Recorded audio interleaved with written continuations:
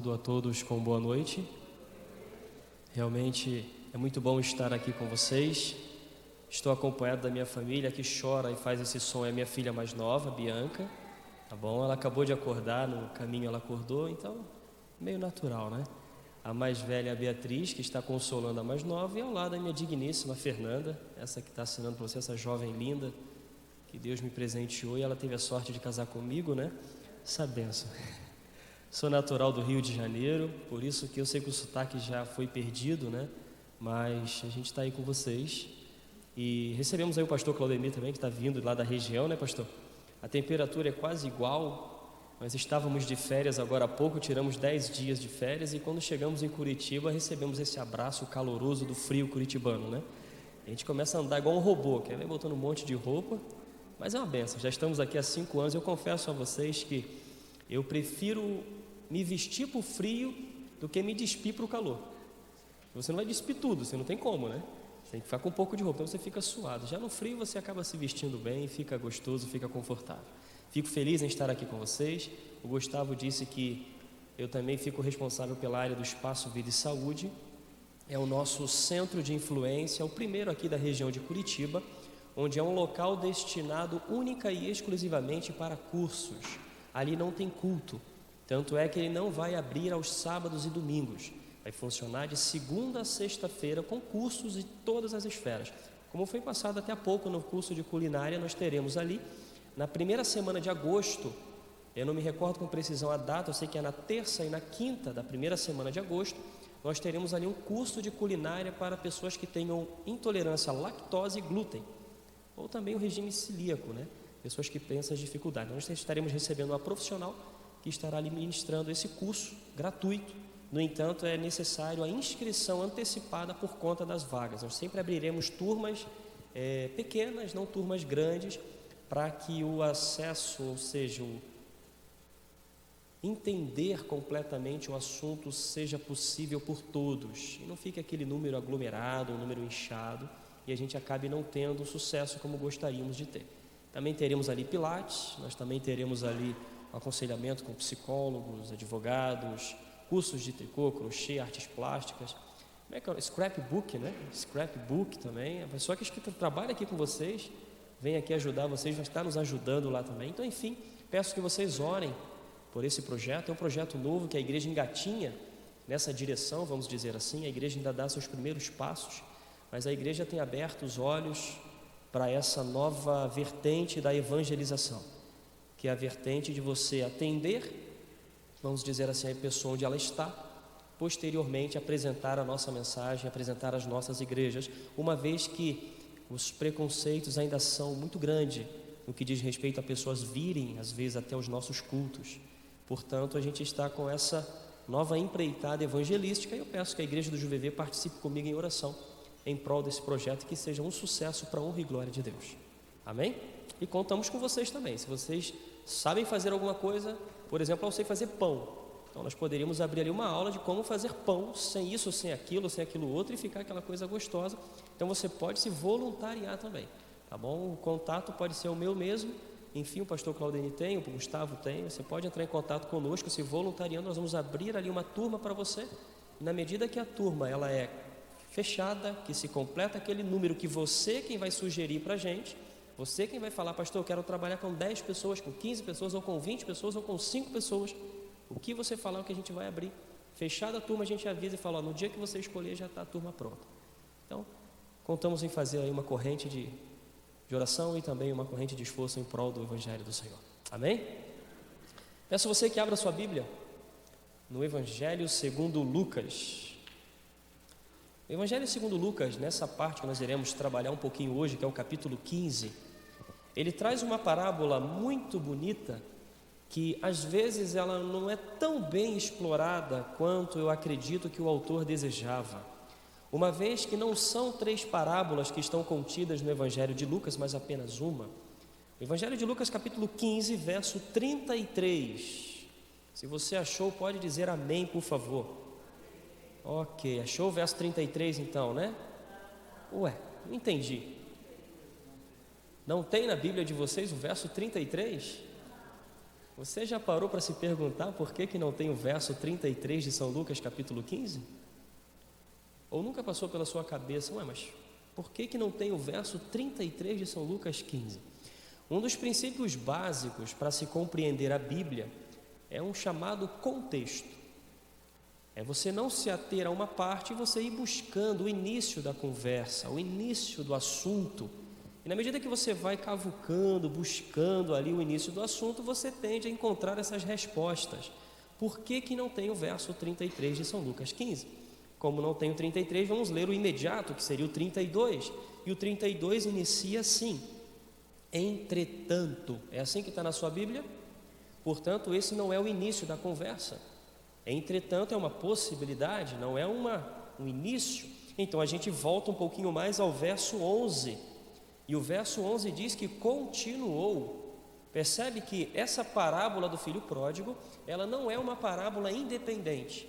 Ela é uma parábola que está presente em um outro corpo. Por isso que esses três assuntos, ou seja, a parábola do filho pródigo e as duas anteriores que nós vamos estudar, não são três parábolas diferentes, mas são apenas uma parábola, mas é apenas uma parábola que é apresentada em três vertentes, de três maneiras.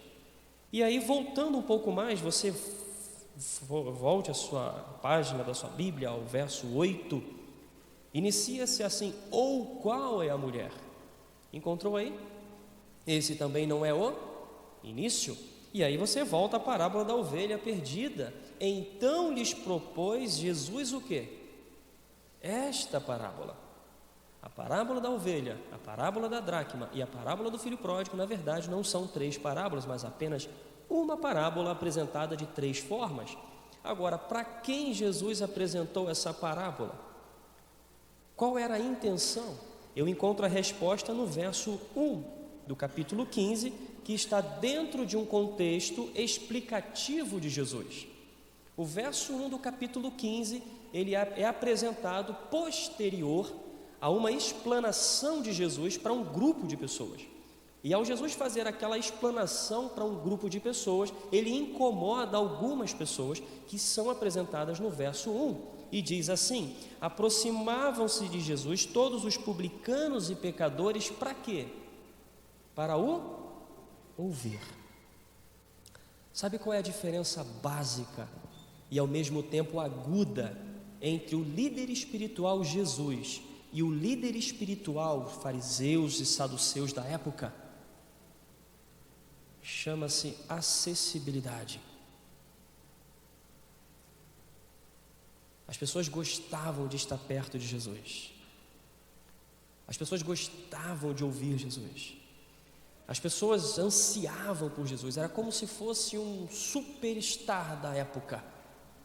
Ao ouvir-se que Jesus passava ou estava em X lugar, as multidões já começavam a se aglomerar a fim de estar com Jesus. Era uma atração da época, porque Jesus, ele era diferente.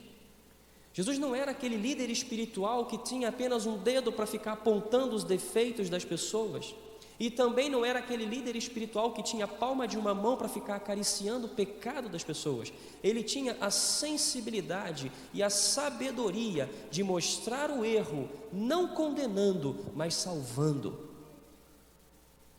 As pessoas já sabiam que estavam erradas, mas elas queriam achar pessoas que mostrassem a solução. Recentemente em Curitiba, diante do grupo grande que a gente acaba tendo contato por conta da Novo Tempo, eu tive com um ex-adventista. E esse ex-adventista, ele tem uma oficina automobilística, um centro automotivo, e ele abre aos sábados. Eu estava conversando com a esposa desse rapaz, e depois eu fui conversar com ele. Afinal de contas, nós estamos tentando devagarzinho trazer esse jovem de volta, claro. Mas ao conversar com ele, ele falou assim: pastor, eu sei que eu estou errado. Eu falei: eu não estou aqui para falar que você está errado, porque que você já está errado, eu tenho certeza que muita gente já te falou e nem precisava. Eu estou aqui para tentar te ajudar a achar o certo. E naquele momento aquele jovem silenciou, ficou quieto e disse assim: pastor, é isso que eu quero. Eu estou cansado de saber que eu estou errado. Eu estou cansado de ouvir que eu estou errado. Eu quero aprender a sair dessa situação. E aí você pode pensar, mas pastor, é tão fácil, ele não sabe, ex-adventista? É claro que sabe, mas as forças de repente já se minguaram diante de tanto peso que fora colocado sobre ele. E muitas das vezes nós somos assim. Ao confundir, cobrar a certeza, cobrar o que é certo, nós acabamos suprimindo, humilhando. E Cristo Jesus, ele era diferente. Nunca deixou de pregar a verdade, nunca deixou de condenar o erro, no entanto, sempre com a solução, sempre com um desejo dentro do coração, de mostrar que está errado para salvar. Por isso que os publicanos, essas pessoas pecadoras, elas gostavam de estar com Jesus, porque elas não aguentavam mais ser humilhadas pelos líderes da época. E esses líderes são apresentados no verso 2, quando eles são apresentados murmurando. O que é murmurar? Murmurar não é falar alto. Murmurar é quase que cochichar, não é verdade? Mas eles murmuravam, dizendo: este que é Jesus Cristo recebe pecadores e come com eles. Como que pode um negócio desse? Afinal de contas, para a época, comer com uma pessoa era como se você dissesse que aquela pessoa faz parte da sua família, fizesse parte da sua casa, do seu rol íntimo. Essa era a conotação de tomar uma refeição juntos da época. Por isso que eles falam aqui: recebe e come. Ao ouvir isso, Jesus apresenta essa parábola para esses homens.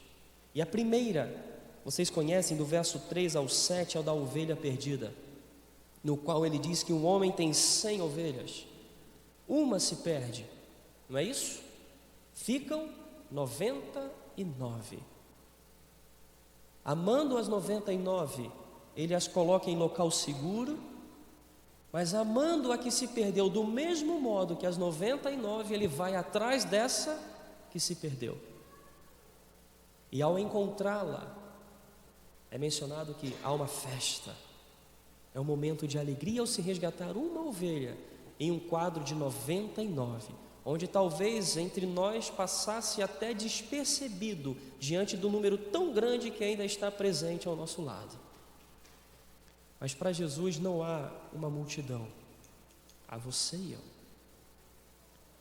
Eu me atrevo a dizer que o céu é como se fosse mais ou menos assim. Ao eu me ajoelhar e orar, é como se Jesus desse um pause na tua vida, na tua vida, na tua vida e na tua vida, e ficasse apenas a minha vida em play, para que Ele pudesse concentrar toda a sua atenção nas minhas palavras. E aí, humanamente falando, é impossível fazer isso, mas na esfera de Deus onipotente, tão simples como caminhar para aqueles que podem. Dar atenção para um em meio a bilhões. Simples, porque é um amor imensurável, inexplicável. Um amor que não está preocupado com a quantidade, mas está preocupado com todos.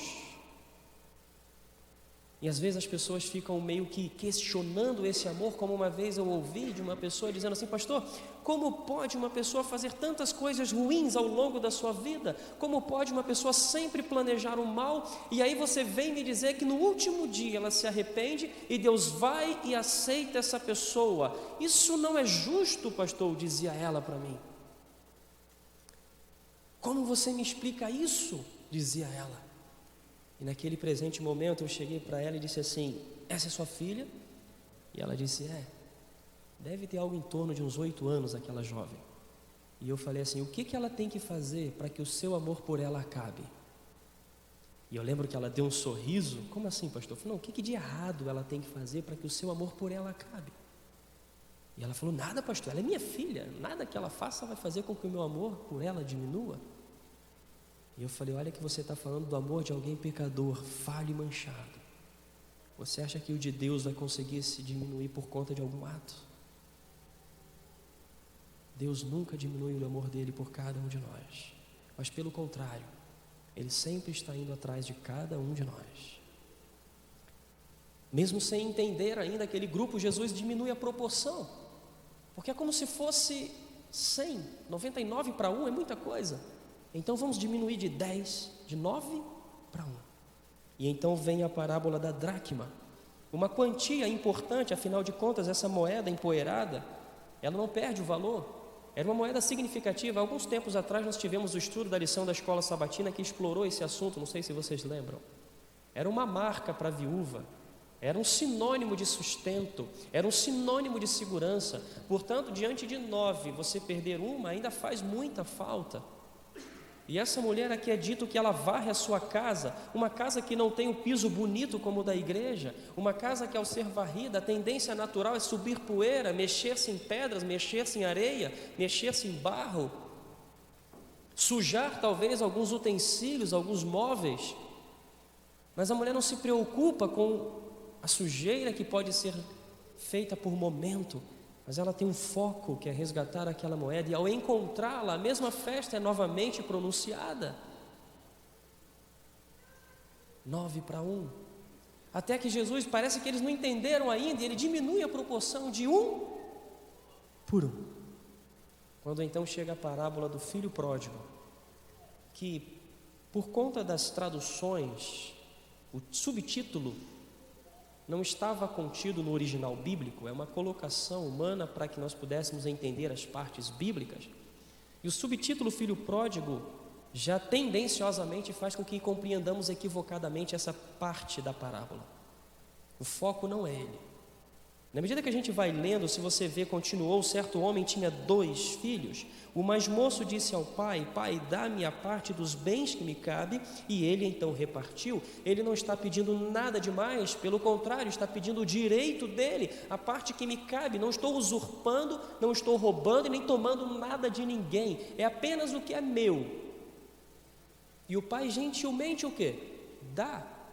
Nada demais se não estivesse presente nessa ação da época o desejo de, como se você estivesse dizendo assim: não me importa se você está vivo, para mim poderia estar morto, porque o que me importa é a minha parte. Implicitamente nesse pedido do jovem está essa ação. E eu acredito que vocês concordam comigo que há palavras que machucam mais do que tapas, socos ou pontapés. Talvez há momentos da sua vida que você caiu, talvez um tropeção, alguém botou o pé de propósito quando você era criança, que você acaba esquecendo. E só lembra se você for meio que mexendo com aquilo. Mas alguns de nós talvez tenham algumas palavras que foram ditas na estrada da nossa vida, que a gente até tenta esquecer, mas teima em voltar à nossa lembrança. Palavras que machucam, ferem e vão fundo. E nem sempre são fáceis de ser esquecidas. Por isso que o silêncio é sabedoria, diz a palavra. Mas o filho diz ao pai: me dá a minha parte. O pai dá a parte dele. E como toda a ilusão do jovem, achando que a saúde nunca acaba, não é isso? Achando que as coisas boas nunca acabam. Mas qualquer caixa d'água, por maior que seja, se você apenas retira a água, a tendência é que um dia acabe. E aqueles amigos ilusórios daquele jovem, eles somem porque acabou o dinheiro. E ao sumirem os amigos, ele olha para a sua real situação, o seu estado. E ao contemplar o seu estado, vem a lembrança o que ele tinha na então casa, que ele não desejava mais viver. Na casa que ele não gostaria mais de estar. Ao estar na situação do animal mais abominável para um judeu, a situação que ele fica não é apenas a questão da lavagem, da comida ruim, é estar em contato com os porcos. Não sei se você lembra, mas no Antigo Testamento é mencionado claramente de que um judeu não poderia ter contato com o corpo de um porco. Agora imagina participar da alimentação dele. Era uma humilhação, era o chamado literalmente fundo do poço, o último degrau. Mas uma vez uma criança de cerca de 7 anos, eu não lembro com precisão, eu sou muito ruim de idade, né? Minha esposa geralmente me corrige, mas de talvez 5 ou 7 anos, chegou para mim e falou assim: não sei se vocês lembram, teve uma época que o Arautos do Rei gravou um CD, Baixinhos e Grandões, e nesse CD tinha uma faixa que chamava-se Qual o Tamanho do Braço de Jesus. Lembram-se desse álbum? Alguns devem se lembrar, outros não. Mas tinha uma canção ali, bem regional, vamos dizer assim, regional de uma X parte do país, E nessa canção tinha qual o tamanho do braço de Jesus? E essa criança chegou para mim e falou assim: pastor, já que Deus tem um corpo, como vocês mesmos falam, qual seria o tamanho do braço dele?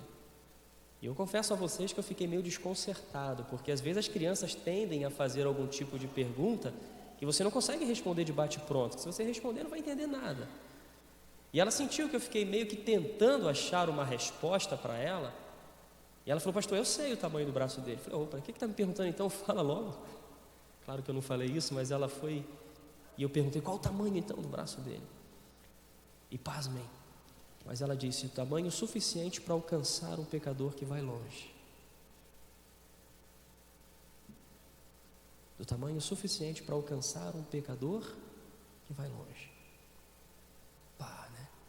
Aquele tapa sem mão, né? Às vezes a gente fica tão preocupado de o que nós fazemos.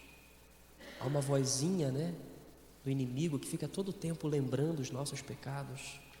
A lição dessa semana falou até sobre isso, sobre a purificação lançada sobre Isaías, não é?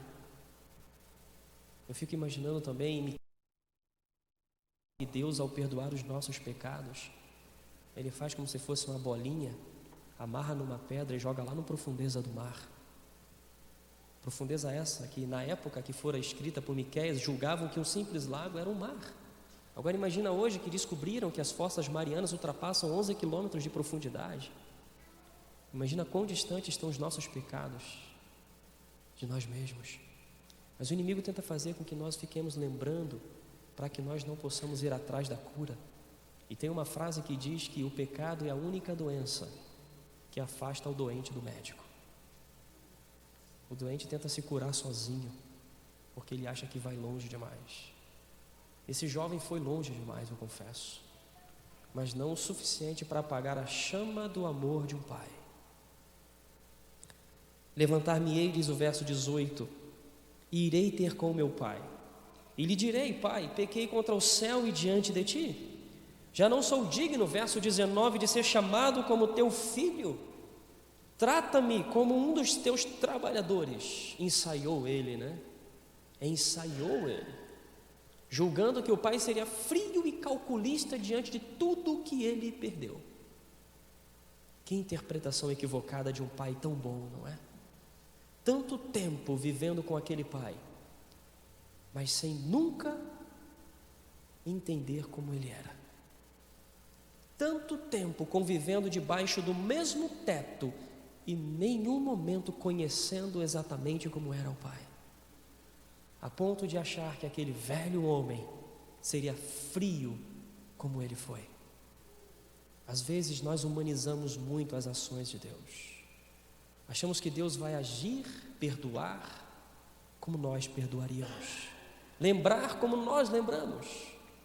Mas essa é a grandiosidade da graça. Deus, ao nos perdoar, Ele esquece as nossas falhas. E o amor não diminui, apenas fica ansioso para nos encontrar. Ensaiado o discurso, o filho toma coragem de ir embora, e nós ficamos às vezes confabulando com nós mesmos a seguinte situação: mas se ele sabia que o pai era tão bom, se ele sabia que a situação dele era tão ruim, por que não voltar logo? Pensava eu antigamente. Talvez muitos de nós ficamos pensando assim: mas pastor, por que ele não voltou antes? Se já era a situação dele era tão ruim, por que ele não voltou antes? Queridos, a decisão de voltar nem sempre é fácil. As fazendas dessa época, elas não eram informes, vamos dizer assim, como hoje. Terrenos grandiosos, podem ser retangulares, quadrados, compridos, enfim, informes quando se trata de uma fazenda. Elas eram quase sempre circulares. Esse era o formato padrão de uma fazenda dessa época.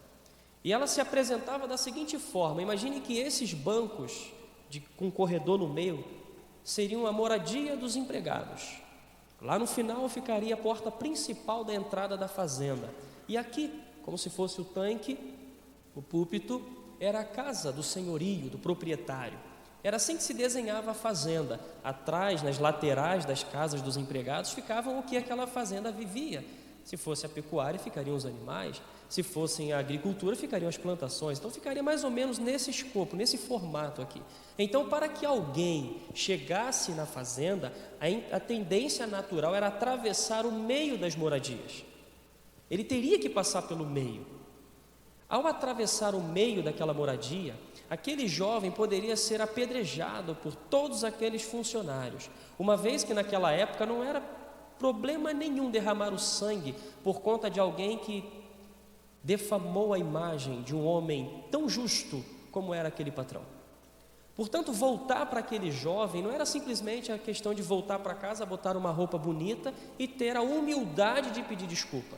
Voltar era assumir o risco de talvez ser apedrejado no longo caminho do portão até a entrada da casa. Por essa razão, o pai fazia vigília todos os dias, aguardando o filho chegar. Todos os dias. A Bíblia diz que com um novilho. A palavra novilho significa que o animal ele tinha que ser o quê? Novo. O filho não foi na segunda e voltou na terça. Esse animal devia ser trocado constantemente até o dia que ele encontrasse com o filho.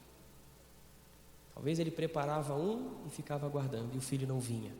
E ele substituía e colocava um novo no lugar. Mais uma vez a expectativa aguda no encontro com o filho, e o filho não aparece. Até que um dia o pai avista ao longe aquela imagem inconfundível para um pai amoroso. Todas as vezes que a gente vai de férias ao Rio de Janeiro, a minha mãe, o meu pai, os pais da minha esposa sempre dizem o seguinte: os meninos chegaram. E não estão falando das nossas filhas não, estão falando de mim e da minha esposa mesmo. As crianças chegaram. E depois que você se torna um pai, que você entende essa frase. Porque os filhos vão crescendo, mas nunca deixam de ser as nossas, não é verdade? Eles podem passar muito tempo longe da gente. Quando eu trabalhava em Tatuí, no evangelismo do 3º ano, que você passa um bom período fora de casa, no teológico, eu ia em casa por volta de 15 em 15 dias. Chegava em casa no domingo, na madrugada de domingo, por volta das 11h30, meia-noite, quase segunda-feira, e retornava para o evangelismo na terça, por volta das 4 horas da manhã. Então só passava o parte clara do dia de segunda-feira com a então minha filha Beatriz, não tínhamos a Bianca ainda. Uma certa vez no finalzinho do evangelismo, que a gente vai ficando mais apertado ali para o trabalho, nós íamos ficar um mês sem ir em casa, um mês, e aquilo foi travando o meu coração de saudade. Mas uma vez o pastor Ari Cidral, que foi com quem eu trabalhei, falou assim: sábado que vem vocês vão almoçar lá em casa. E fomos almoçar na casa dele. Naquela tarde ele falou: vou ter que ir lá no NASP. Alguém quer ir comigo? E estávamos em 3 teologandos. E lógico, nos entreolhamos e falamos: mas lógico que queremos ir. E então entramos no carro dele e fomos até o NASP. Não avisei a ninguém, não tinha como avisar, na época não era tão fácil a comunicação como hoje. E ao chegar eu me recordo bem que eu cheguei em casa, abri a porta e dei de cara com a minha sogra. Que bênção, que maravilha, né? Minha sogra lá em casa. E eu imediatamente olhei para ela e falei assim: onde é que está minha esposa? Ela falou: está lá no NASP. Eu fui correndo para o NASP. Falei: então fica a senhora aqui quietinha, eu vou para lá. E eu lembro que, não sei se vocês conhecem o NASP, Campo Engenheiro Coelho, tem a igreja, mas era uma fazenda e é uma parte gramada, bem ampla assim, que você consegue ver bem longe. E eu tenho um jeito de assoviar que as minhas filhas conhecem. Eu não vou fazer aqui, claro, mas elas conhecem. E quando eu lembro que eu cheguei no X ponto, tinham várias crianças brincando, mas de longe eu consegui avistar a minha filha. E eu dei aquele assovio que eu vi a cabecinha dela levantando, e quando ela escutou o assovio, ela já levantou a cabeça e ficou olhando de um lado para o outro, e me avistou a cerca de 150, 200 metros dela e veio correndo na minha direção. A gente não confunde, não é? Não tem como confundir. Quando a gente ama, a gente conhece. E aquele pai avistou aquela silhueta longínqua, talvez um homem de idade, com a visão não tão perfeita mais como era antes, até na separação, consegue identificar o filho. E ele parte ao encontro do filho mais novo. E ao encontrar o filho mais novo, ele abraça E sabe o que esse gesto significa? Porque ele dá uma ordem aos empregados: trazei depressa a melhor roupa, verso 22, vestiu, ponde-lhe um anel no dedo e sandália nos pés. Ele voltou, ele é meu filho. Sabe o que ele está querendo dizer aqui? Ai de quem levantar e tacar uma pedra no meu filho, porque ele está nos meus braços.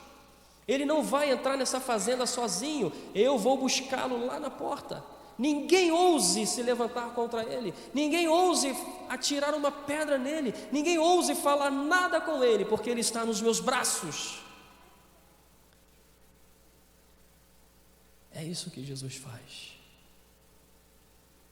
Quando você acha que toma a decisão de voltar, não é você que volta, é Ele que te busca, porque Ele nunca saiu do nosso lado. Isso não significa que Ele compactuava com as nossas ações, as nossas atitudes, mas isso significa que em cada passo errado, Ele falava ao meu e ao seu coração: filho, não é por aqui, volta, esse caminho não vai te levar a coisa boa, volta. Esse é o Deus que eu acredito.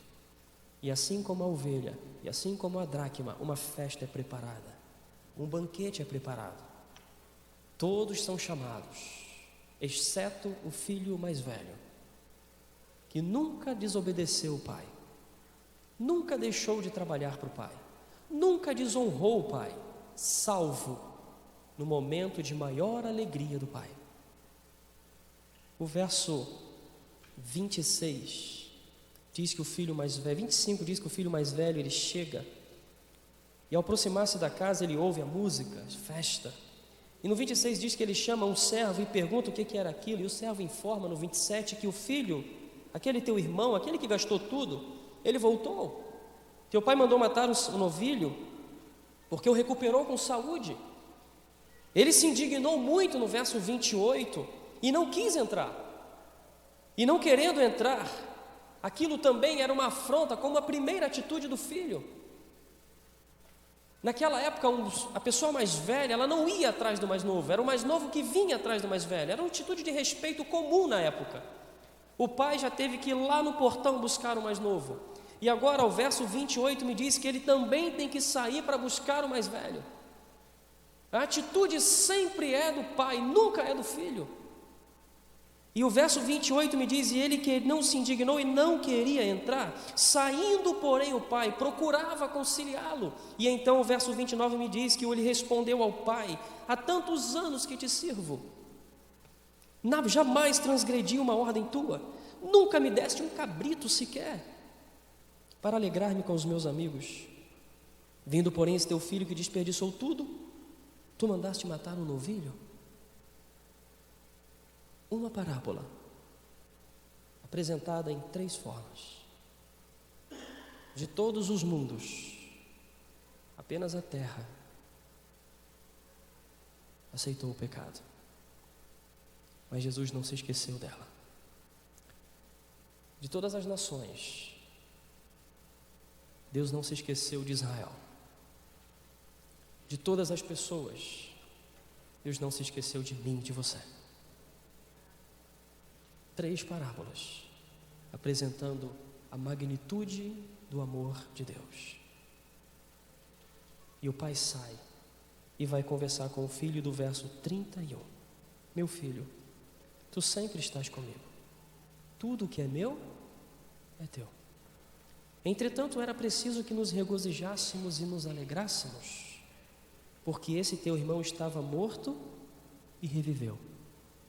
Estava perdido e foi achado. Eu faço uma pergunta para você. Esse filho entrou ou não? O que você acha?